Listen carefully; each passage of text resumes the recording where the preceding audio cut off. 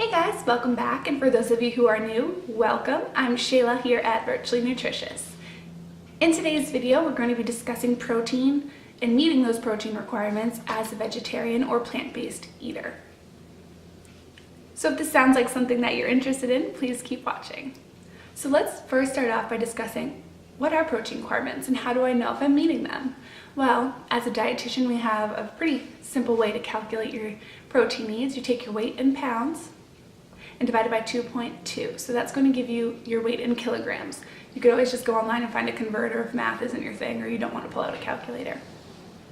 So now that you have your weight in kilograms, this is kind of where the professional judgment of a dietitian would come in calculating how many grams of protein per kilogram you need. Just a rough kind of estimate. If you're overweight or obese, we tend to go on the lower end of needs. So those usually start around 0.8 grams per kilogram. That just ensures that you're not getting too much protein in for the day. And then, if you're super active, if you're lifting weights, if you're working on building muscles, then we'd go to the higher end of the spectrum. So over like 1.5 grams per kilogram to 2. I never recommend going higher than 2 grams per kilogram as it's just excessive. So I definitely recommend that range. Anyone else kind of falls somewhere in the middle. For myself, I go 1 to 1.2 grams per kilogram. I give myself a range. So that's just a little kind of guide to help you along. You can also go online and use like MyFitnessPal and things like that to kind of calculate where your macro breakdown should be or could be, and kind of find where your body responds the best. So now that that's out of the way, we can get into vegetarianism. So yes, I am a vegetarian. I do eat dairy and eggs. So I don't eat fish, I don't eat meat, but I do have dairy and eggs. There are different levels, I guess, of vegetarianism or plant-based eating. The most strict of them all, obviously, is veganism or plant-based eating. No animal byproducts and certainly no animal products themselves. So you're ruling out things like dairy, eggs, honey, along with no meat, no fish, and things like that. And then there's also the pescatarians who will eat fish and entirely plant-based products. And there's kind of that mixture of dairy, eggs, fish, kind of all together. I personally don't like fish.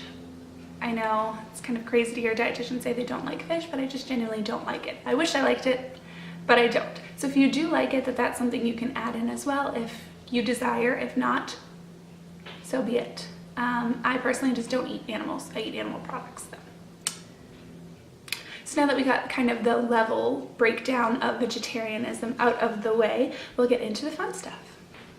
So personally, I'm not a milk drinker, so when I do have dairy, it's in recipes and it's in cereal and oatmeal and things like that. So for me, I will use cow's milk. I typically just have skim milk. All of the milks on the spectrum, whether it's skim milk or whole milk, are going to have the same protein content. So if you're sticking to whole milk because you think you're getting more protein and vitamins and minerals, that's not the case. You can switch to skim milk. It has the exact same amount of protein in it.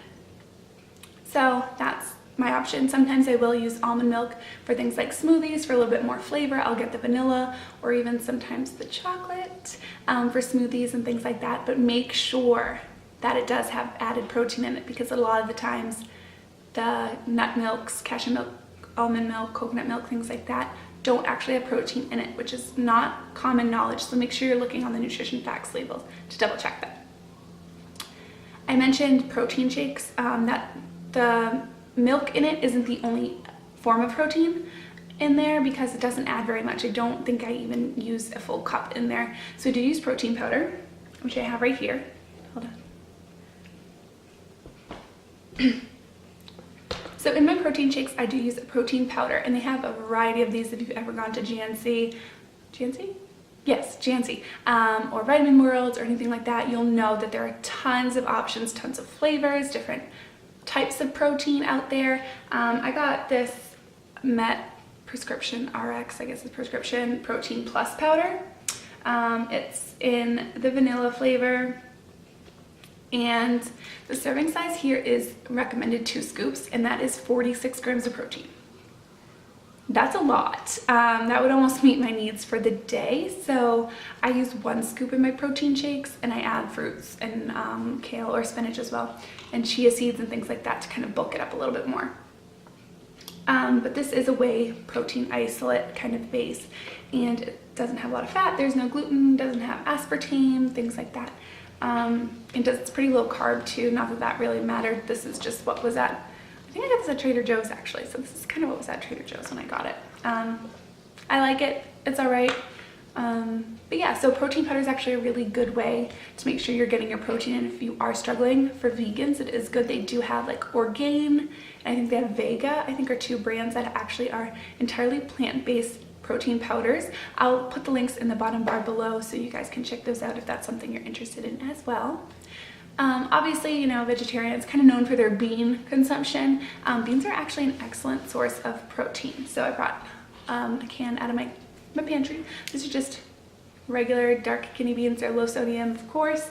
For a half a cup of these is 7 grams of protein. So a half a cup of beans is almost the equivalent to 1 ounce of meat. So you do have to eat a lot more volume of plant-based proteins to meet your protein requirements if you're just going to do something like beans. So if you have a nut allergy, beans are going to be your best friend, and we're going to have to eat a decent amount of them because, like I said, 1 ounce of meat is equal to 8 grams of protein, and half a cup of this is equal to 7 grams. So you're still not even meeting that, but it is possible. So having a variety of beans in your diet and using them with whole grains. So something like brown rice versus white rice. Brown rice per 3/4 cup serving is 3 grams of protein. So that extra protein is going to help to balance it out. And I think typically as Americans, we overestimate our protein needs and underestimate our fiber and vegetable and things like that, those needs. So you'll see that it is possible once you do that math that I did at the beginning of the video, that it is a lot easier to hit your protein requirements than you think it is, especially by adding something like a protein shake or something of that nature. Another great option is something like I said, whole grains. So oatmeal like this in the morning is a great breakfast. A lot of cereals have added protein in them. Just half a cup of dry of this makes about a full cup of oats. Is 5 grams of protein. So these are old-fashioned 100% whole grain rolled oats. So it's an easy way to get 5 grams of protein in. Make it with some milk, add some nuts, and you're good to go. Another whole grain that a lot of people don't know about, I know I mentioned brown rice. Brown rice is an excellent source of protein. Quinoa is a wonderful source of protein, and these are actually wheat berries. They're kind of different looking. They kind of almost look like corn kernels, and a 1/4 cup of these has 7 grams of protein in it. So you're getting a really good amount of protein for not a lot of product, and it has 5 grams of fiber in it as well. So you're gonna stay nice and full from something. If you incorporate this in it, you could do like a wheat berry salad with some garbanzo beans, I'm sure would be awesome, things like that. So you're getting a lot of protein and a lot of fiber, and it's gonna help to keep you nice and full for a super long time. So another great source of protein, like I said before, is nuts and seeds and legumes. So peanuts, almonds, sunflower seeds, things like that. Here I have a tub of sunflower seeds, and a 1/4 cup is 7 grams of protein. So not a lot of volume, and you're still getting a pretty decent amount of protein in there. I also have these pepitas, which a 1/4 cup of these is actually 9 grams of protein. So a 1/4 cup of this has more protein than 1 ounce of meat. And then I also have pecans, which I need to restock on, which a 1/4 cup of these is only 3 grams of protein. So the pecans aren't as high, but if you're gonna add them to something like oatmeal that already has some, you know, milk in it, or you can even stir in a scoop of peanut butter and then add some pecans for some crunch, you're gonna hit those protein requirements fairly easily. I can't give you exact measurements on things to make sure that you're hitting your protein requirements because, like I said, those are different for everybody, but yogurt as a snack is a great way to make sure that you're hitting those protein requirements. Also, adding yogurt to recipes is great. Using like something like non-fat plain Greek yogurt in place of sour cream is also going to help give you extra protein, using them in dips and things like that. You can do like a ranch dip made out of Greek yogurt. I'll link a recipe in the bottom bar below as well. It's a really easy way to make sure you're getting in little bits of extra protein along the way, because every little bit does count. Also, if you're a cheese fanatic like myself, you're pretty much good to go, because 1 ounce of cheese has about 7 to 8 grams of protein as well. So having cheese, you know, on a salad, or cheese in a sandwich, or cheese on anything, really. It's a great way to make sure you're hitting your protein needs as well. And just making sure you're being diligent and ensuring that every time you're eating, you're having some protein with it is going to help make sure you hit those protein needs a lot more easily. Also, adding things like chia seeds will help as well, because chia seeds do have some fiber and do have some protein as well. What else? Eggs. Oh my gosh, how can I forget eggs? Eggs are an incredible source of protein. So one egg, depending on the size, is going to have anywhere from 6 to 8 grams of protein in it as well. So most of the protein is in the white, so if you're not a yolk lover, that's totally fine. Like I said, eggs can take their place of pretty much anything. You can throw them on a salad, you can have them for breakfast, you can use them in baking, you can fry an egg or scramble an egg and make a fried rice out of it. I did that in my meal prep video, which I'll put a card like right there with the meal prep video in there so you can see. Stir fry is a really easy go-to, and you can throw beans in there. You can use the whole grains and really make it a pretty protein dense meal, which is great. And just looking in your cabinets and seeing what has protein and what doesn't. Cereals, switching those out for ones that do have extra protein. Looking at your oatmeal. If it's the instant oats, it's not going to have as much protein as the rolled oats or steel cut oats.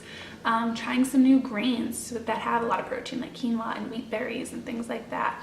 You might find something you love and that you can incorporate in a recipe that has even more protein.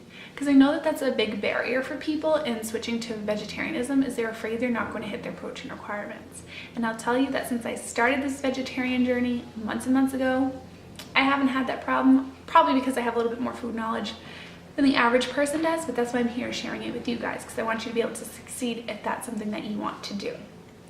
So I do hope that this video was helpful, and for you vegetarians, maybe want to be vegetarians out there. If you do try out a vegetarian diet, let me know.